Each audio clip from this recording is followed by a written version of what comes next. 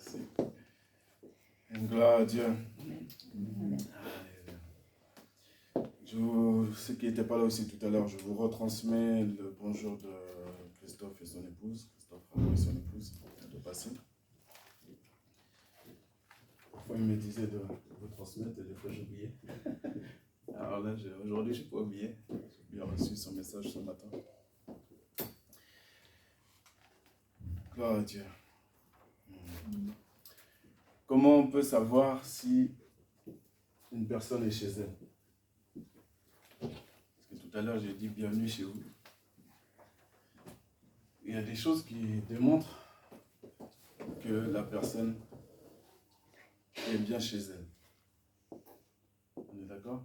Non? Oui. Normalement. Des choses logiques. La personne est à l'aise, elle est chez elle. Elle fait ce qu'elle a à faire dans la maison de son père. Elle a été visitée par Jésus à un temps fixé. Jésus est venu. Il y a eu des épreuves, il y a eu des victoires. Mais au fur et à mesure, le Père, avec sa pédagogie, avec sa sagesse, avec son amour, il rassure chacun d'entre nous. Pour confirmer, tu es bien à moi. Et tu es bien dans ta maison. Quand je dis dans ta maison, c'est partout où les chrétiens sont rassemblés.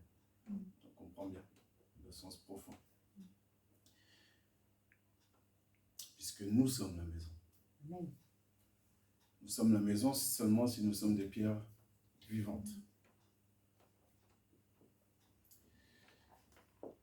Et au fur et à mesure, comme on l'a chanté, en vérité, parfois il y a un écart, et c'est ce qui crée un stress chez l'individu. Parfois, on appelle ça stress, mais bon, je n'ai pas trouvé d'autres mots. Mais entre la personne qu'il est et la personne qu'il est censé être. Quand Jésus nous a rencontrés, chacun personnellement, il a mis sur nous une des coordonnées précises sur ce que nous devions devenir, être. On le voit de manière claire dans la parole et aussi de manière cachée. Mais au fur et à mesure qu'on travaille, qu'on prend à cœur de passer du temps avec lui, comme par hasard, il nous révèle ce qu'on est dans son armée, comme l'a dit le chant tout à l'heure.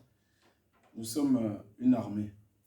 La parole de Dieu partout parle d'une armée. Jésus reviendra d'une manière que les gens n'ont pas encore conscience, ceux qui ne connaissent pas et qui ne lisent pas la parole, mais il ne reviendra pas comme dans une crèche ou attaché sur une croix.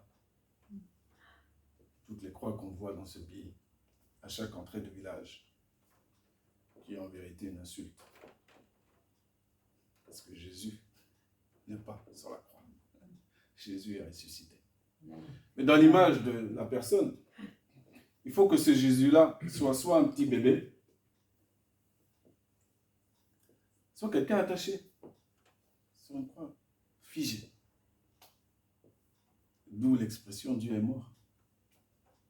Quand les individus ont commencé à prononcer cette phrase terrible, Dieu est mort, la philosophie est rentrée.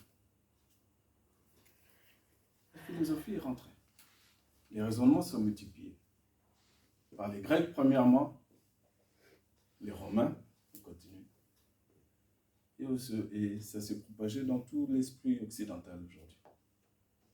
C'est la raison pour laquelle vous voyez les civilisations dans le monde. Plus elles sont occidentales, plus elles résonnent. Vous allez dans une petite tribu au fin fond de l'Ouganda, l'évangéliste, il vient, il parle, tout de suite il se passe des choses. En Occident, on n'a pas choisi, on est né là où on est né. Mais on subit l'environnement. Il ne faut pas croire qu'on ne subit pas l'environnement de là où on vit. Cet environnement-là, au fil des années, au fil du temps, nous enchaîne. Et ces chaînes-là, elles doivent être brisées. Et elles sont brisées comment? Par la foi, par la prière. Et au fur et à mesure des expériences, parfois des chutes aussi, des échecs. Parce qu'on prend beaucoup. Si on a la présence d'esprit, lorsqu'on est en échec, de réfléchir, la parole dit au jour du bonheur, réjouis-toi. au jour du malheur, réfléchis. Le roi Salomon lui-même l'a observé. C'est lui qui a écrit ça dans les livres de Proverbes. Réfléchir, pas pour réfléchir comme les Grecs autrefois. Réfléchir pour comment être le meilleur orateur. Aujourd'hui, les orateurs sont plus dans des aérophages ou dans des grands cirques, mais ils sont sur les plateaux de télévision. Chacun balance sur un sujet quelconque, chacun va balancer sa connaissance, sa science, avec un langage approprié, avec des mots qui n'ont pas été prononcés auparavant. Voilà, là on est arrivé. La forme change, mais c'est toujours le même poison initial. Poison du raisonnement.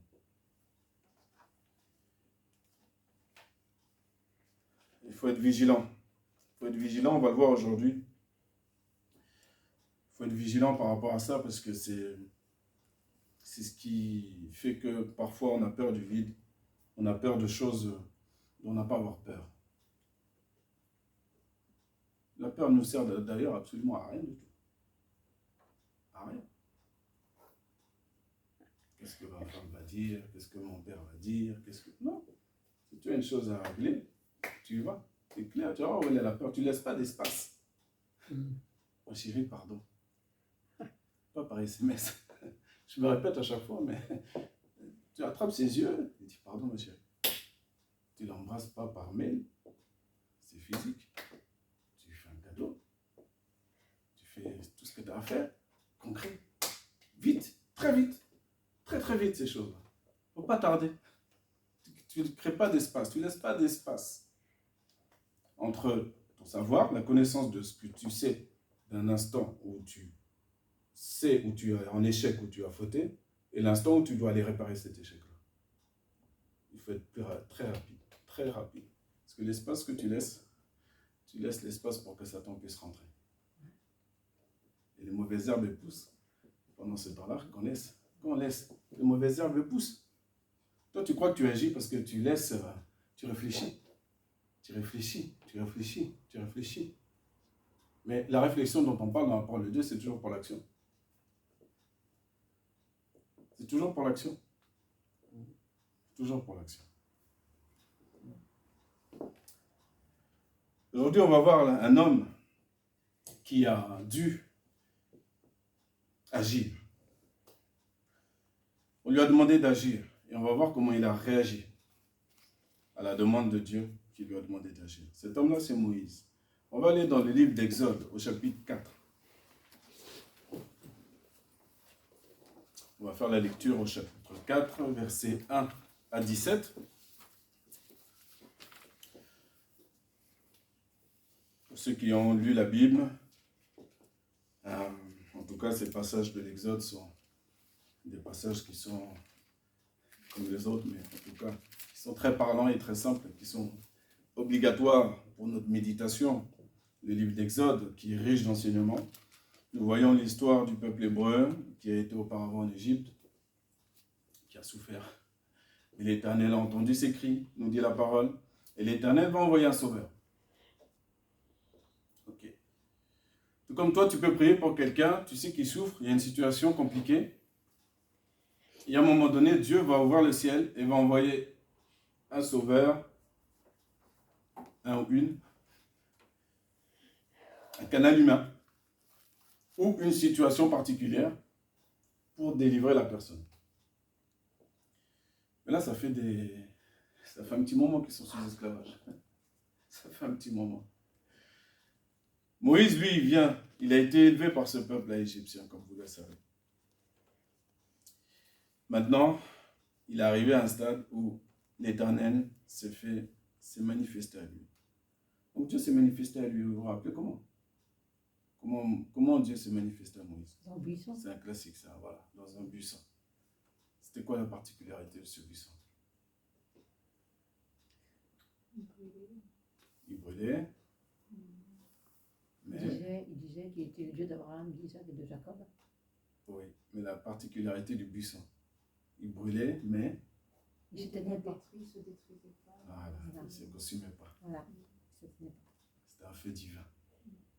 Ce feu divin-là, préfiguration de l'esprit qui va être déversé encore plus tard, mais qui est déjà existant. Hein. C'est un feu que toi, au fur et à mesure, la Pentecôte arrive, ce sera l'occasion pour toujours aussi redemander à Dieu d'être renouvelé par ce feu divin-là. C'est un feu de bien-être. Un feu, au fur et à mesure, Dieu va lui montrer qu'il ne faut pas qu'il ait peur. Et c'est un feu dont on a besoin, bien au contraire. Ce feu-là va brûler beaucoup de choses en nous.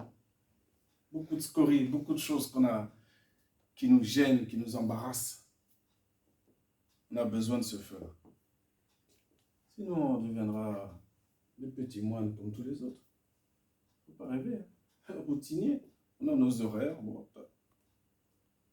c'est ça la vie, non? Ce feu-là, il va nous faire qu'on sera alerte avec nos patrons, avec nos collègues de travail, avec nos voisins. Alerte. Et à un moment donné, ils ont besoin. Tu seras là, mais si le feu il est éteint, on fait comment? On fait comment? Exode 4, verset 1. Lisons. Et Moïse répondit et dit, mais voici, ils ne me croiront pas et n'écouteront pas ma voix, car ils diront, l'Éternel ne t'est point apparu. Et l'Éternel lui dit, qu'est-ce que tu as dans ta main? Et il dit, une verge. Et il dit, jette-la à terre. Et il la jeta à terre et elle devint un serpent. Et Moïse fuyait devant lui. Et l'Éternel dit à Moïse, étends ta main et saisis-le par la queue. Et il étendit sa main et il le saisit et il devint une verge dans sa main. Afin qu'il croie que l'Éternel, le Dieu de leur père, le Dieu d'Abraham, le Dieu d'Isaac et le Dieu de Jacob, t'est apparu.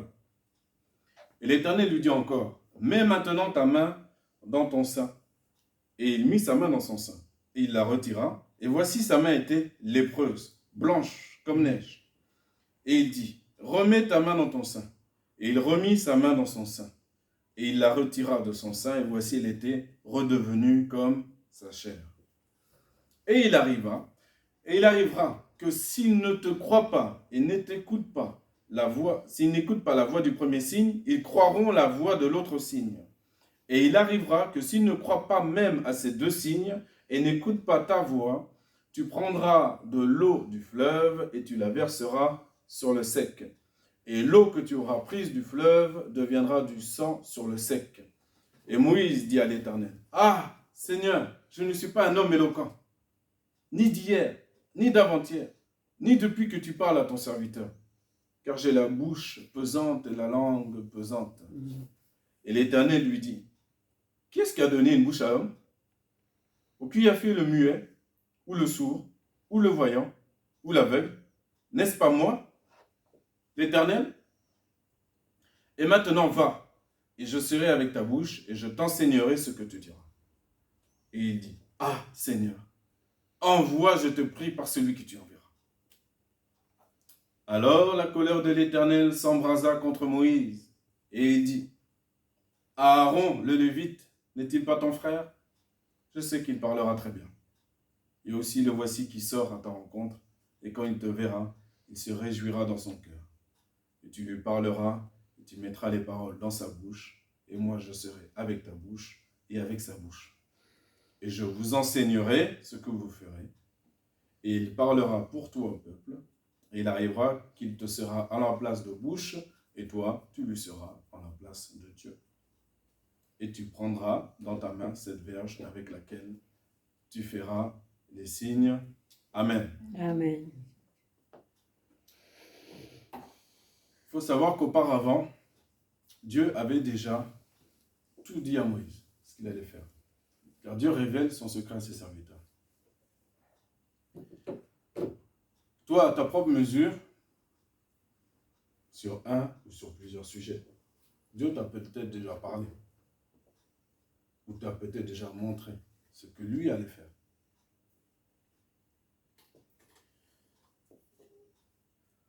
Maintenant, dans la réaction, le premier verset de Moïse. Moïse, arrivé à cet âge-là, vous vous rappelez à quel âge Moïse il a commencé à faire sortir le peuple d'Israël? Quel âge il avait? Est-ce que vous vous rappelez? 80 ans. C'était sur le point de dire, je ne Bien sais pas dynamique, hein? Jeune et dynamique. 80 ans. Ce n'est pas les 80 ans d'aujourd'hui. Il n'y avait pas encore toute la pollution d'aujourd'hui. Le péché n'était pas encore tout multiplié. La terre n'était pas complètement tout impure encore, comme aujourd'hui. Mais c'est 80 ans quand même. Qu'est-ce que je veux dire par là? Ça en est passé des choses en 80 ans. Moïse, il a un passé. Moïse a un passé. Ça influe sur lui. Vous vous rappelez qu'il a tué un Égyptien? C'est pour ça qu'il s'est enfui dans le pays de Madian pendant 40 ans. Il a tué un Égyptien. Il a su que les Hébreux savaient que c'était lui. Il s'est dit, oulala, la chose est...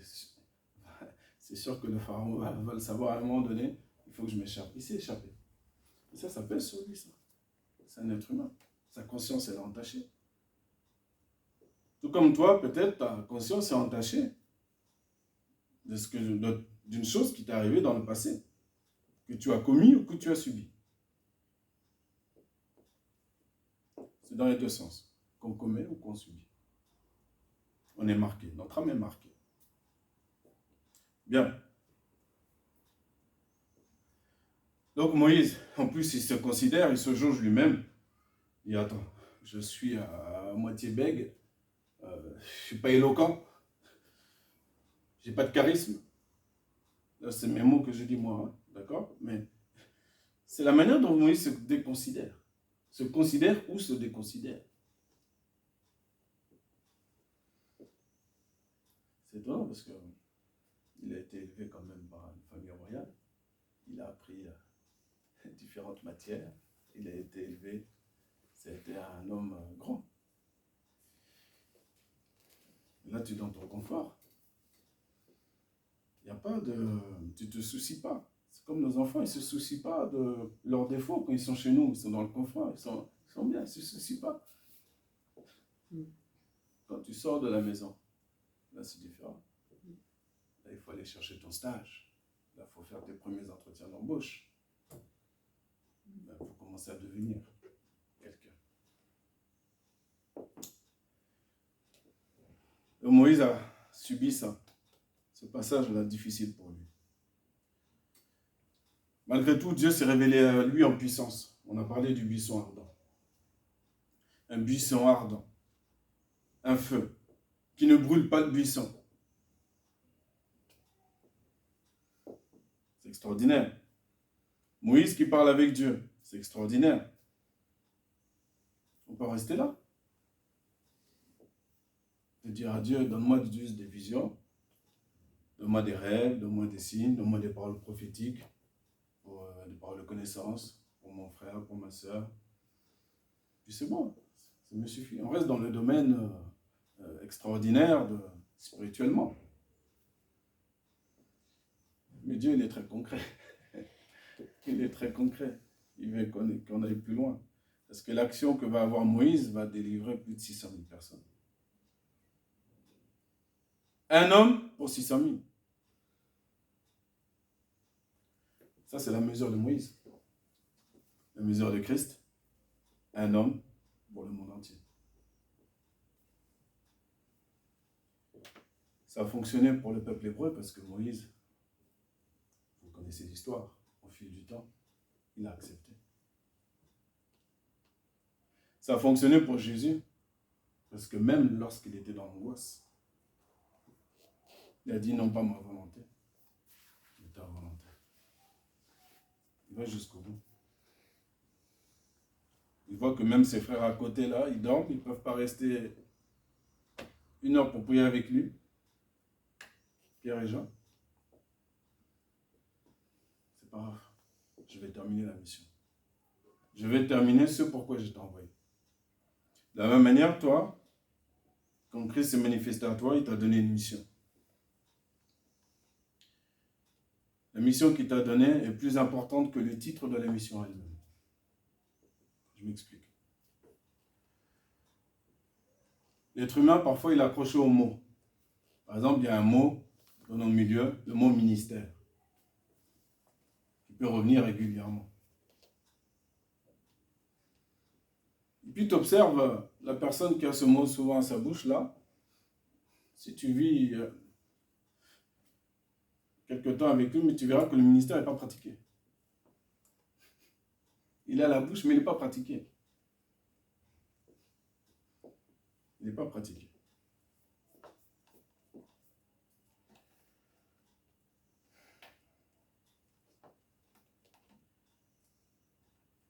Moïse répondit et dit, ils ne me croiront pas, ils n'écouteront pas ma voix, car ils diront, l'Éternel n'était point apparu. Bon, il argumente. Dieu est pédagogue. Il connaît le passif de Moïse. Il ne va pas le bousculer. Il va l'encourager. Dieu t'encourage, il te donne des signes. Il te donne des exaucements inattendus. Il te donne des choses inattendues qui ne dépendent pas de toi. Il te donne tout ça. Pour toujours aller de l'avant. Toujours avancer. Mais Moïse, c'est une grande mission.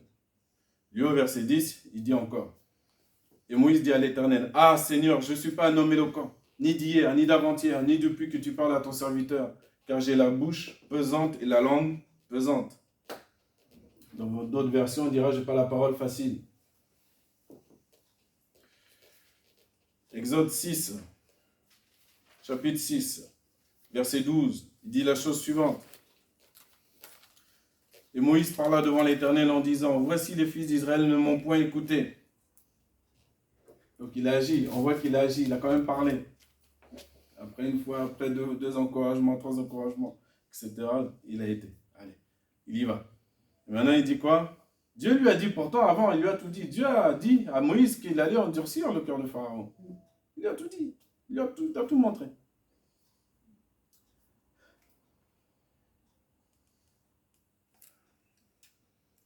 Et Moïse parla devant l'Éternel en disant, voici les fils d'Israël ne m'ont point écouté, et comment le Pharaon m'écoutera-t-il, moi qui suis incirconcis de lèvres?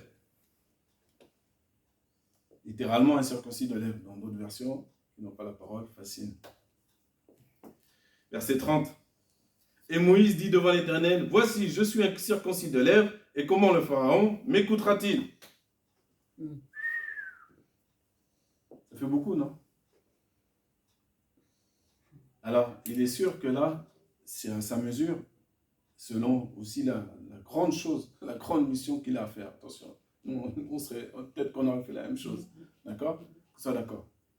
Cependant, qu'est-ce que je peux tirer de l'histoire de Moïse? C'est ça qui est important aujourd'hui. Ce n'est pas juste que je sache le nombre d'années qu'il a passé dans le désert, à quel âge, on l'a dit tout à l'heure, à quel âge il a œuvré, il a démarré à œuvrer. Très bien, c'est une information. Maintenant, le cœur du message de toute l'histoire, c'est quoi? Il y en a plein. Aujourd'hui, on va s'arrêter sur un seul.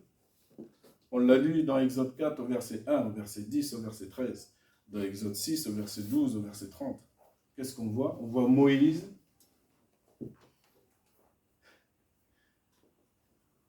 qui parle de lui. Ses yeux sont fixés sur lui. Mais est-ce que Dieu a demandé quelque chose à Moïse? Dieu ne lui a pas demandé quelque chose. Il ne lui a pas demandé conseil. Comment faire? Quoi faire?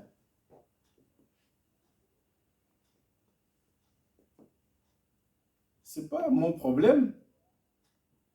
Mon infirmité, ce n'est pas mon problème. Ce n'est pas le problème de Dieu.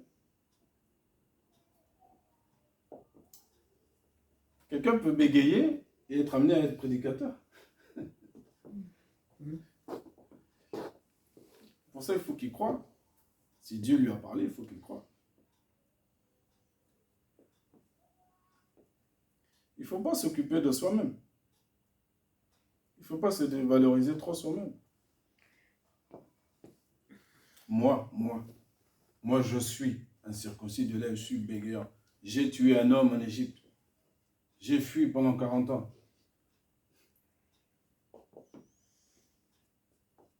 Et tout ton passé qui est ramené comme ça à ta mémoire. Le passé, il a un nom. Il a un nom bien nommé, le passé. C'est passé. Si celui qui est en Christ, c'est une nouvelle créature.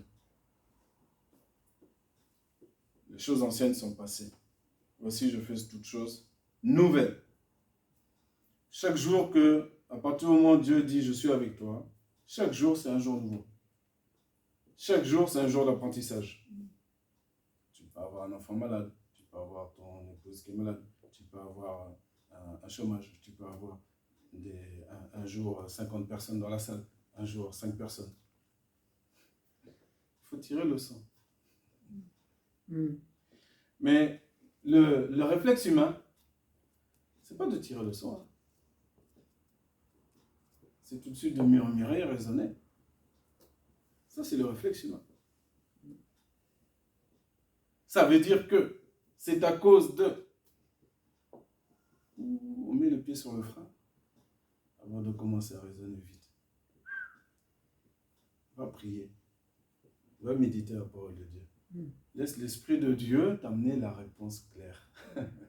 La vraie réponse. La vraie réponse.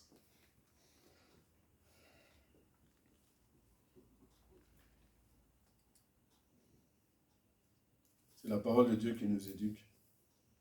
Et toutes ces histoires sont là pour nous montrer combien nous avons besoin de l'éducation de la parole de Dieu. Pour vivre selon elle. Et surtout, en fait, ce qui est très important pour nous chrétiens, qui vivons ces temps difficiles, tenir ferme jusqu'au bout.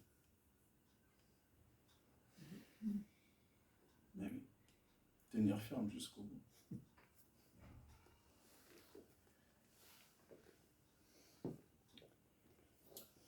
Et ne pas s'occuper de nous-mêmes. Pas faire trop un cas de nous-mêmes. Quelqu'un dira, ah, je ne sais pas trop bien chanter. On n'a pas besoin de ta note personnelle, ta chanson personnelle. Non. Même si tu fais une fausse note. Quand tu chantes pour Dieu, c'est à Dieu que tu chantes. Quand tu adores Dieu, c'est Dieu que tu adores. Donc du coup, les gens qui ont compris ça, qui sont en pleine conscience, au fur et à mesure, tu es en pleine conscience. Mais il n'y a plus de copier-coller. Il n'y a plus de... C'est tes propres entrailles, ta propre louange qui va sortir. Au fur et à mesure, petit à petit, ça sort. Tu n'as pas besoin même pour ceux qui ont le don de parler en langue. Parfois, des fois, il peut arriver que, moi j'ai déjà vu, ou dans une réunion, vous êtes 3, 4 ou même 40, peu importe, mais ça a du mal à démarrer. Et parfois, les gens ont besoin de démarrer en priant en langue. C'est comme un starter. Et en priant en langue, on démarre. Mais vous savez que même ça, on n'est pas obligé. Même ça, on n'est pas obligé. Nous, on oublie au fur et à mesure. On rentre dans une routine, entre guillemets, qui n'est pas catastrophique, hein, attention. Mais tu peux aussi, dès le départ, dire Alléluia. Alléluia. Gloire à Dieu. Ce Alléluia-là, il dégage l'atmosphère plus que mes milliards de paroles en langue. Parce que j'ai aligné ma volonté à la volonté de Dieu. C'est de l'énergie. Moi, Alléluia, on est tous les deux alignés. Ça dégage. C'est comme quand tu vas prier pour ton enfant qui est malade. Au début, tu peux prier. Tu vas prier 20 minutes, 30 minutes, batailler. Jusqu'au jour, au fur et à mesure, tu vas être un homme et une femme fait. Tu vas poser ta main, tu dis, sois guéri au nom de Jésus. Après, si l'esprit, lui, te mène à aller jeûner, s'il y a une problématique particulière ou quoi, et tu vas être, au fur et à mesure, tu vas être aiguisé, tu vas savoir quoi faire. Parce que la parole de Dieu nous dit, l'apôtre Paul dit, on combat, mais pas comme battant l'air. Donc le message du jour, c'est quoi? Vous en avez eu chacun, personnellement, le repas que Dieu a mis devant nous ce matin, on a reçu chacun un morceau. Pour chacun, c'est un morceau spécial, selon ce qu'est la personne qui est ici présente aujourd'hui et la personne qui regardera le message plus tard sur Internet. Il faut arrêter de trop se considérer ou trop se déconsidérer. Il faut arrêter. On est des créatures excessivement merveilleuses. Et en disant ça, il n'y a pas d'orgueil. Hein. C'est juste qu'en disant ça, tu glorifies Dieu. Ça n'a rien à voir avec l'orgueil. C'est que les chirurgiens, les médecins, ils sont toujours ébahis devant le cœur humain. Ils disent, mais comment ça fonctionne? C'est extraordinaire. Oui, nous sommes une créature excessivement merveilleuse. Je marche à la tête droite. Ah oui, bien sûr qu'on a un passé. Et alors? So what? Ton voisin, ta voisine, tu crois qu'il a un passé plus propre que toi? Il n'y a pas un seul homme sur la terre. Pas une seule femme sur la terre. Jésus est obligé de descendre. Que ce soit clair. Il n'y en a pas un qui peut se mesurer au-dessus de toi. Mais c'est aussi très grave. Je l'ai dit, mais c'est aussi très grave de se déconsidérer. Il faut faire très attention. En te déconsidérant trop, tu déconsidères Dieu. Dieu t'a parlé, lève-toi. En avant. Comme ça a été dit en introduction avec Corneille, il s'est prosterné, mais il ne savait pas trop, il n'avait pas les rudiments. Il observait le peuple juif qui était autour de lui, bon, mais il faisait des aumônes, il priait Dieu, tout ça. Mais après, il y a un vrai juif qui est là devant lui, qui l'a vu en plus en rêve. Donc forcément, il est impressionné, donc il va se prosterner devant lui. Mais non, Pierre lui dit, c'est bon, je suis un homme comme toi. Je suis un homme comme toi. D'ailleurs, si tu connaissais ma vie, tu verrais que tu serais tout de suite vite relevé. Devant les êtres humains, il n'y a pas d'abaissement. Ça n'existe pas. Ça n'existe pas. C'est comme quand je parle souvent je parle de plusieurs personnes, à plusieurs personnes par rapport au boulot. C'est l'employeur qui a besoin de toi.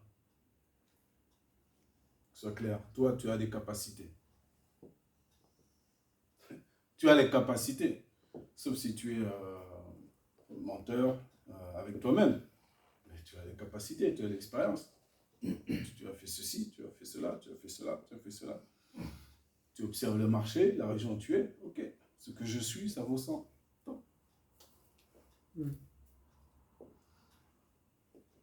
L'employeur qui a, s'il a vraiment, vraiment besoin, il va me prendre moi.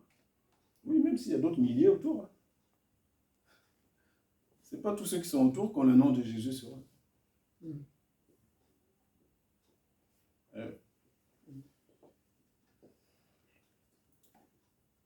Vous avez vu que Dieu s'est mis en colère. Dieu s'est mis en colère parce qu'à un moment donné, il faut le croire. À un moment donné, il faut obéir. Quand Dieu dit à Moïse, tu fais ceci, tu fais cela, il faut le faire. Il faut le faire. Ça ne plaît pas à Dieu, il faut rendre son sourire à Dieu, ce que je disais à un frère et une sœur hier, que j'ai visité. Il faut rendre le sourire à Dieu. Il faut trouver toutes les occasions de redonner le sourire à Dieu, de lui faire plaisir. On parlait de différentes situations où Dieu agit, Dieu donne des prophéties, donne des rémas, donne des différentes choses. Il y a le côté spirituel qu'on vit. Et c'est bien, on a besoin de ça aussi. Il n'y a pas de problème. Ça, c'est une partie. C'est le naturel de Dieu. Dieu ressuscite les morts. Pourquoi il ne pourrait pas te faire voir en un instant que tel frère, telle sœur va avoir des enfants, l'autre va se marier, l'autre ceci. Dieu fait ce qu'il veut. C'est pas un problème. Il ne faut pas oublier la deuxième partie. La deuxième partie, notre part à nous, où on doit lui rendre le sourire. Racheter le temps. Régler toutes nos voies. Si Dieu dit à des personnes qui sont en concubinage que le mariage soit honoré de tous, on va se marier. Ça, c'est la deuxième partie, on va obéir. On ne va pas attendre, repousser. Quelqu'un a dit, prends le baptême. Dieu a dit à une personne, parler dans son cœur, prends le baptême. Prends le baptême. Prends le baptême. N'attends pas. N'attends pas, c'est Dieu qui va laver ta robe. N'attends pas.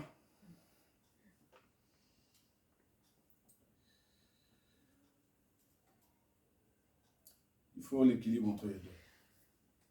Pour terminer, la balance, elle doit être bien équilibrée. Elle doit être équilibrée. On veut vivre et nous aurons encore, et vous aurez encore des dons de l'esprit qui vous seront donnés parce que vous les désirez et parce que vous avez aussi lu qu'on nous a commandé de les rechercher pour l'édification commune de l'Assemblée. Certains vont avoir le don de prophétie. Il faut l'utiliser. C'est important. C'est pas pour soi-même. C'est important. Mais à côté de ça, de ce que je suis un canal utilisé, il faut que je sache que il y a la deuxième partie, il faut que j'obéisse. Il y a une deuxième partie que moi je connais, mon intimité propre. Il faut que je règle mes voix. Tu peux pas, quelqu'un va être amené à être chantre d'une chorale, il doit se sanctifier, il va se préparer. Il ne peut pas chanter le samedi Johnny Hallyday et le dimanche les chansons à la gloire de Dieu. Et ça s'apprend au fur et à mesure. Parce que il y a des endroits où ça se passe. Hein. Karaoké le samedi, dimanche. Mais il faut comprendre que selon la place que tu vas avoir, ta sanctification, ton effort de sanctification, spirituellement, il sera plus important par rapport à d'autres. Que tu veux ou que tu ne veuilles pas. Là, j'ai pris l'exemple de la chanson, mais parce que la chanson, c'est plus que la chanson. C'est plus que la note juste. C'est l'onction qui sort. C'est ça qui est important. Et pour qu'elle sorte, pour être un canal, un vase d'honneur, il faut que ce soit toujours purifié et sanctifié. C'est clair. C'est clair.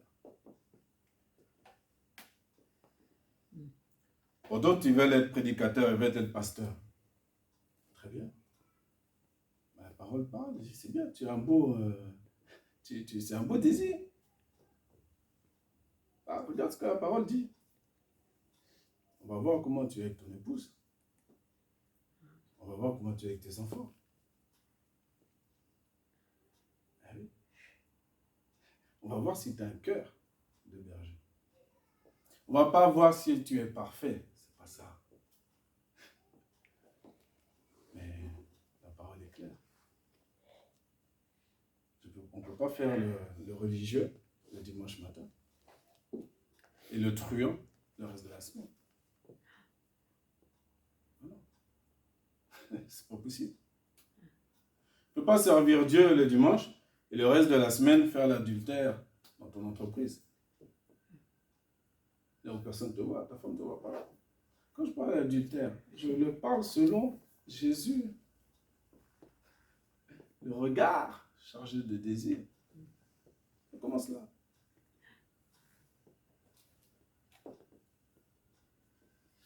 Je vais raconter cette histoire d'une caissière d'un magasin. La rencontre que j'ai fait avec cette caissière-là. Je vous ai raconté? Non? Non. Allez, pour finir. Non, mais ça rentre avec la cohérence. C'est qu'un exemple, hein. Mais c'est juste ça rentre avec, pour le fait qu'on doit être cohérent. Cohérent.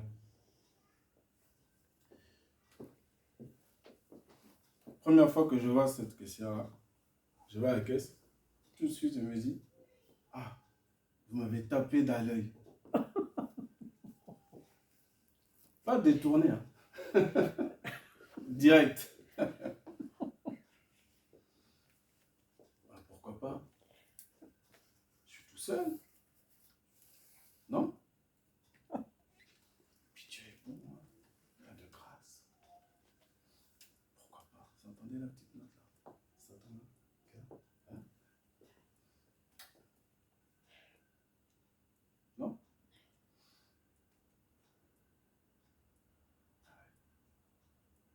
Dessus, vous savez ce que je lui ai dit? Je lui ai dit, madame, je suis un homme fidèle. Amen. C'est pas venu de moi-même. C'est parce qu'elle-même, elle ne savait pas. C'est par rapport à l'esprit qui l'anime. Mais quand tu es dans un temps Et c'était un temps spécial où j'étais bien rempli de l'esprit. Satan, il n'aime pas ça. Satan, il veut que tu regardes des vidéos jusqu'à 7h du matin, jusqu'à 6h du matin. Voilà, un chat qui tombe, un truc, voilà, des décos, tout ce que tu veux.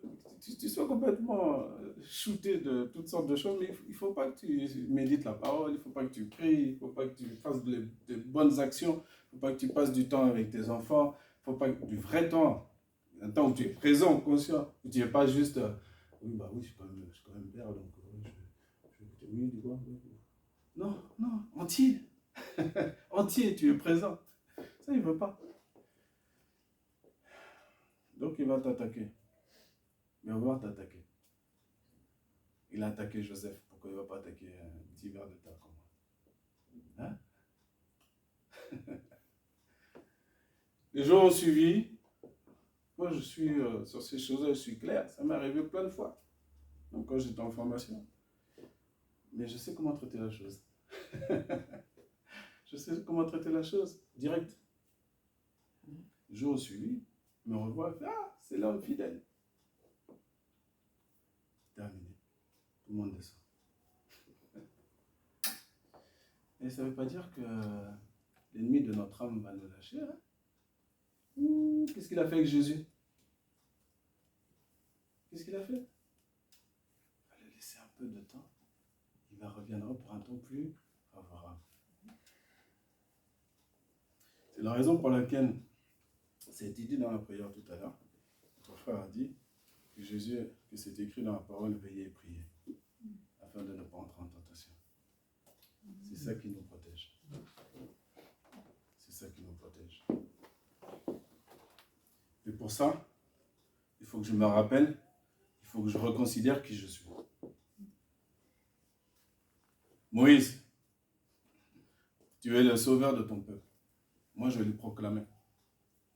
Et Dieu, de cette manière qu'il dit à Moïse, il est dit de manière à lui expliquer qu'il va lui démontrer qu'il est plus déterminé que lui-même et qu'à partir du moment où Dieu a décidé quelque chose, ça va se produire. Bon, Aaron doit être là, allez, on met Aaron, pas de problème. Mais vous verrez qu'au fur et à mesure, Moïse, son passé n'a plus pesé sur lui. Vous verrez au fur et à mesure, Moïse prend plus de place et de poids que son frère Aaron, qui finira même par laisser le peuple faire le veau d'or. Quel que soit notre passé, quelle que soit notre histoire, Dieu nous appelle par notre nom. Notre nom à nous aujourd'hui, c'est Jésus, qui est la tête de l'Église. C'est son nom qu'on porte. Ce n'est pas notre nom de notre passé avec toutes les conséquences de notre passé. Non, ça c'est fini, ça. Ça c'est fini. On porte fièrement ce nom-là pour accomplir de grandes choses. Et comme a dit Jésus, même de plus grandes choses que lui-même. Dans le sens des multiplicateurs sur toute la terre. Vous savez, les chrétiens, là, on est des milliards sur toute la terre. Des milliards. Le nombre. L'invasion continue. Parce que les âmes ont besoin d'être sauvées. Il y a les âmes en Chine, mais il y a les âmes à côté de chez nous aussi. Et on va continuer à prier, à prier, à prier, à prier, à prier. À jeûner aussi. Pour amener ces âmes-là. Parce que Jésus ne nous a pas, c'est pas manifesté à nous juste pour qu'on passe derrière des bons petits moments sympas avec lui, à titre personnel. Non, c'est beaucoup plus fort, beaucoup plus loin que ça. Un homme, 600 000 personnes pour Moïse. Jésus, un homme, le monde entier. Et toi? C'est la question aujourd'hui. Tu ne vas pas te donner d'objectifs personnels, comme font certaines assemblées, qui tordent la parole. C'est Dieu qui va te mettre l'objectif. C'est Dieu qui va t'amener les personnes devant toi. C'est Dieu qui va le faire. La seule chose, c'est qu'il faut entretenir ce feu. Il faut que le feu soit toujours entretenu. Il faut qu'il y ait toujours de l'huile dans la lampe. Etc., etc. Toutes les histoires de la parole de Dieu, Ancien et Nouveau Testament, se rejoignent pour un même témoignage. Le salut en Jésus-Christ. Voilà la mission de l'Église. Le salut en Jésus-Christ. Comment je vais faire? Ce n'est pas mon problème. C'est le problème de Dieu. C'est lui qui a parlé, c'est sa parole. Il est responsable de sa parole. Moi, je suis responsable d'être disposé et de croire. Donnez notre